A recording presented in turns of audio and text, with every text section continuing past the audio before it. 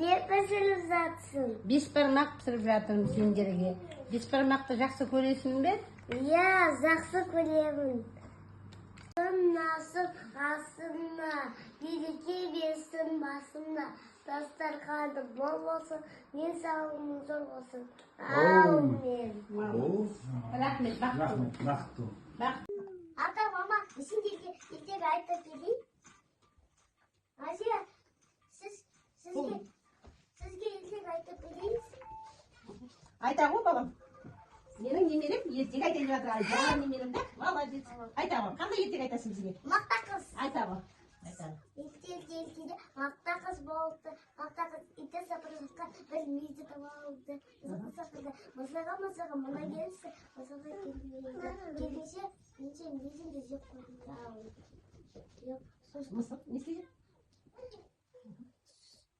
Мақта қыз мүйізді жеп қойды да? Мақта қыз мүйізді жеп қойды.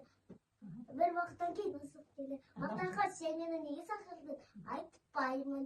Ендеше, мен сенің сүтіні төгіп тастаймын. Сен құйрығыңды жұлып аламын.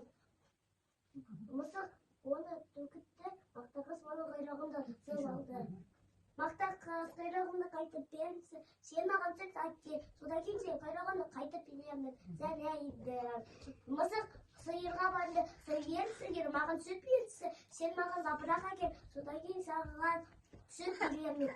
Жарайды. Мысық ағасқа барды. Ағас маған запырақ берді. Сен маған су әкел, содан кейін саған запырақ беремін. Жарайды.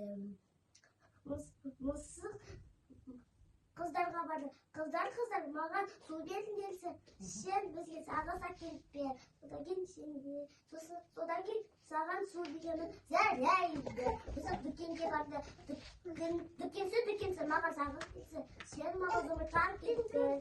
Содан кейін саған сағыз беремін. Жарайды. Мысық тауыққа барды. Тауық маған жұмыртқа берсін. Сен бізге жем әкеліп бер. Содан кейін саған жұмыртқа беремін. Жарайды. Мысық деген тысқанға барды. Мысық тысқанды ұстап алды. Сен үйлене бар. Мен доп ойнағанды жақсы көремін.